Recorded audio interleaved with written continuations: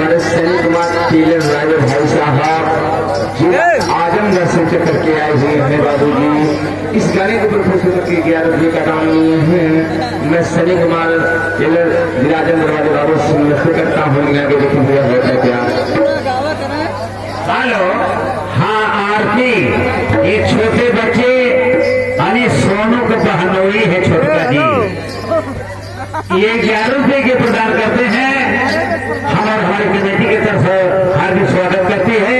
लेकिन फरमाइश का आएगा है आरती के कि लौंडा परेशान